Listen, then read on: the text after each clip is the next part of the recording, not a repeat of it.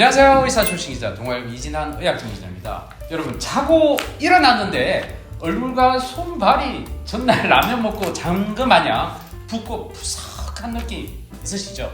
자, 그럴 때 두렵죠? 당황스럽죠? 심장이 나쁜지 덜컥 걱정이 되기 시작하는데요.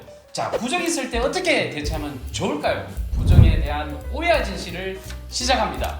인사 부탁드립니다. 오늘도 반갑습니다. 네. 운동중에서 신장내과 이사하고 있습니다. 아, 우리 정말 자주 보는데요, 그죠? 신장에서는 최고 전문가라서 제가 계속 만나고 있습니다. 자, 환자들 많지 않나요? 그런 분들 많지 않나요? 일시적으로 부은 건지, 살이 찐 건지, 자, 이게 어디에 문제가 있어서 그런 건지. 일단은 부종은 네네. 이제 몸에 체액이 많은 거예요. 체액이 많다. 네. 근데 소금이 많다. 이렇게 이해가 하시면 돼요. 우리 몸에는 소금의 양이 일정해야 돼요. 아, 그렇군요. 근데 네. 소금의 양이 부족하면 전체 체액이 부족하니까 그걸 우리가 탈수가 돼 있다. 이렇게 설명하는데 이름이 좀 잘못됐어요. 탈수는 물이 부족한 거라고 설명하는데 실제로는 소금이 부족한 거예요. 그리고 몸에 붓는 현상은 몸에 소금이 많기 때문에 왜 그런지 알아요? 탄수화물 때문에 항상 물은 소금 가운데 날아가요. 그래서 우리가 이제 뭐 탈수가 심했을 때도 생리식염수를 주는 거잖아요. 네네. 물을 주기 위해서 그런 거 아니고 소금을 물에 타서 주는 거예요. 그래서 부족한 소금을 주는 거고요. 네네. 소금이 많은 건데 왜 사람들은 신장이 안 좋은지 아니면 막 심장이 안 좋은지 막 걱정을 그렇게 많이 하는지 모르겠어요. 자, 네. 우리 몸이 정상일 때는 네. 소금이 많아지게 하지 않습니다. 기자님이 이제 전날 네. 약주 드시고 라면 드시고 그래서 안주도 드시고 드셨잖아요.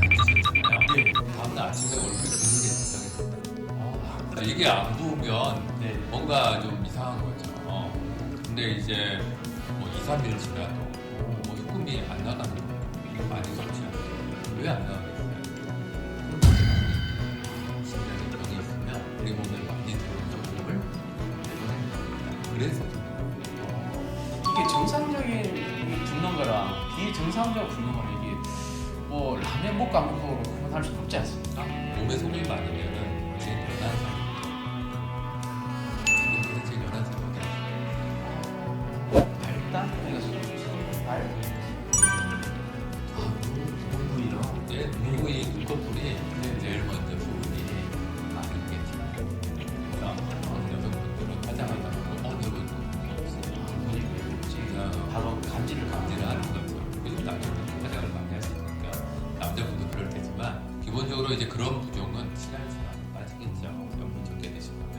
하지만 우리가 병적으로 몸에 수분이 많으면 소금물이 중력으로 인해서 어디로 가요? 밑으로 내려가게. 그렇죠.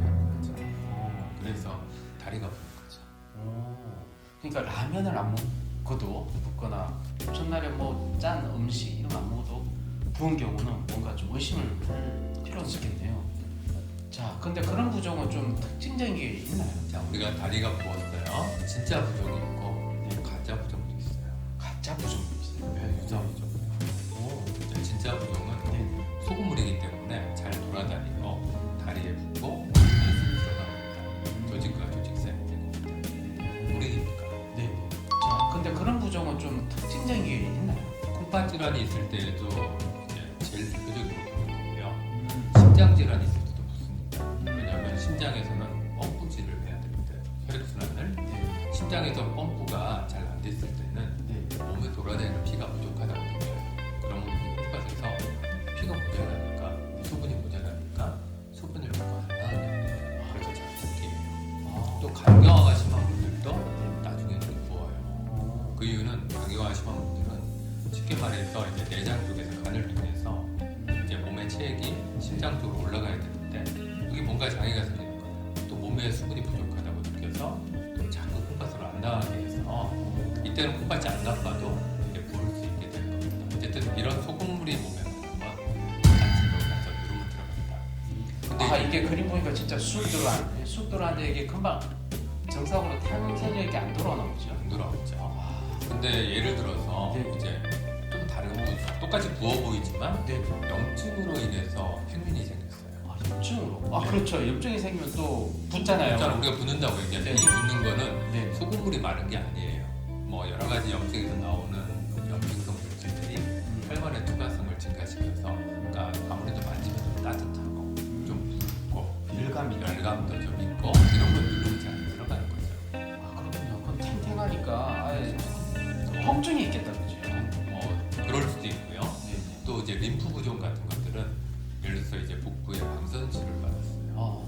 수술을 해서 림프 반대로 잘렸거나 이런 경우들은 실제 소금물이 아닌 거죠. 림프에니까 네. 이런 경우는 진짜 부종이 아니고 가짜 부종이고 또 림프 부종이라고 합니다. 네. 정말 치료하기도 어려운 환자분들은 이런 경우 잘 진짜 부종은 한참 있어야 되는데 바로 튀어나오는 경우들이 있고 또 우리가 이제 갑상선 기능 저하증이 너무 심해요. 그런 경우는 점액 수종이라고 하거든요. 갑상선 기능이 떨어져서 이 점액질이 피부 밑에 진피 밑에 이제 쌓이는 겁니다. 이런 경우도 잘 안 들어가고 들어갔다가도 금방 튀어나오는 현상입니다. 네. 자 그럼 아까 진짜 부종의 경우 이게 생겼을 때 콩팥에 이상이 있는지 아니면 심장 이상인지 좀 구분하기 힘든 건가요? 아니요, 우리가 심장 기능, 간 기능 이상, 콩팥 기능 이상은 간단한 혈액 소변 검사만 해봐도 쉽게 알 수 있고요. 또 심장 쪽은 가슴 엑스레이를 찍어봐도 폐에 물이 차 있는지 이런 것들을 가지고 아주 정밀 검사를 하는 것도 쉽게 알 수 있습니다. 그래서 이제 환자분들이 부어서 오셨어요. 제가 환자분들 말씀드려요. 간단한 검사 몇 가지로 이게 병 때문에 부었는지 아니면 병이 아닌 걸로 부었는지를 감별을 해야 된다고 제가 말씀을 드려요. 실제로 이제 부어서 오시는 분 중에 3분의 2 환자분들은 병 때문에 부어서 온 게 아니고 약 때문에 부어서 약 때문에? 와 이게 무슨 약일까요? 제일 대표적인 게 이제 진통소염. 우리가 흔히 복용하는 진통소염제가 붓기만 한다. 그럼 왜 그러니까 이제 우리가 진통소염제와 해열제는 좀 나눠야 되는데 타이레놀과 같은 해열제는 이제 붓게 하지 않아요. 근데 관절통이 있어요, 치통이 있어요. 이런 걸로 인해서 이제 드시는 NSAID 진통소염제는 그래서 콩팥으로 소금이 덜 나가게 합니다.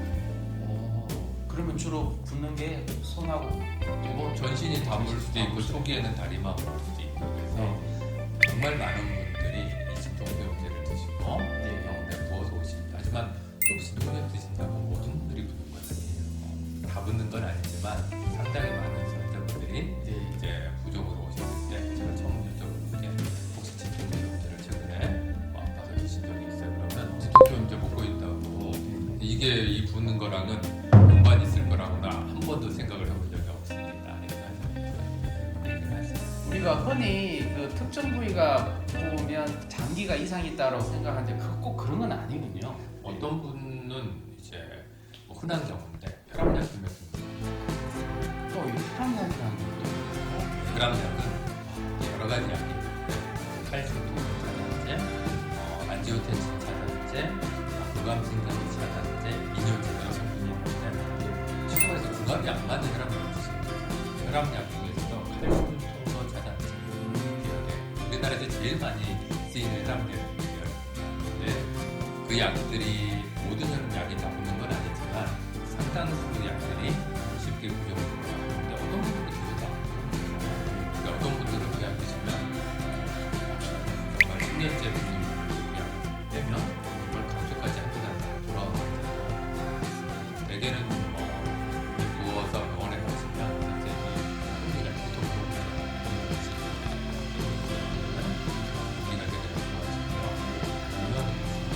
당뇨약에서는 이제 특정 성분의 약이 있어요. 인슐린 저항성분에서하고 과거에 더 많이 쓰였어요.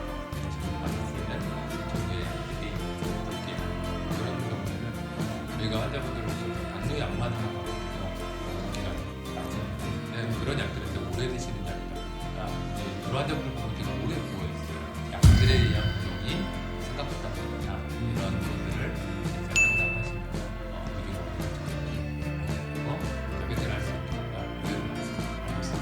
자 우리가 다양한 약이 이렇게 부종과 관련된 얘기를 하셨는데 이 부종이 생겼다고 우리가 또 우리 교수님 찾아갈 수 없잖아요. 이거 어떻게 해야 될까요? 그럴 필요는 꼭 없고요. 네네. 이제 개인 의원에서 처방하시는 선생님을 가셔서 선생님 제가 부어요. 이거 없이 자꾸 부어요 얘기하시면 그 선생님이 당연히 붓는 약이 뭐라고 판단을 해주셔서 제가 해주시면 근데 이제 내가 먹는 혈압약의 생각하고 그 선생님께 이런 얘기 안 하고 신장장과에 와서 왜 부어요? 뭐 이러는 경우가 좀 많습니다.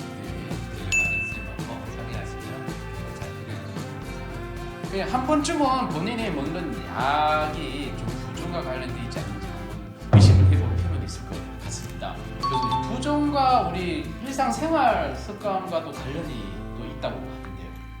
모든 부종은 그러니까 자주 붓는 체질을 갖고 계시는 분은 아마도 소금을 드시는 거예요. 김치 먹으시는 김치 자체가 소금이 많다는 건 잘 알려진 사실이고요. 네, 되게 고개를 붓는 분들은 김치도 물론 좋아를 합니다. 게다가 이제 라면은 면에도 소금이 많고요. 면에도 소금이 많습니다. 약도 좋아하시는 분들처럼 소주를 무섭게 드실 수 있어요. 그렇죠. 모든 안주는 소금이 많아요. 그래야 손맛이 납니다. 그래서 이런 생활 습관을 갖고 계시는 분들이 잘 먹는다. 그래서 저염식을 하면 몸도 안 아프고요. 일단 건강도 잘 돼요. 건강도 챙겼어요. 건강 문제도 있어요. 요즘은 소금이 여러 가지 뭐 노란맛 안 있고 건강 문제가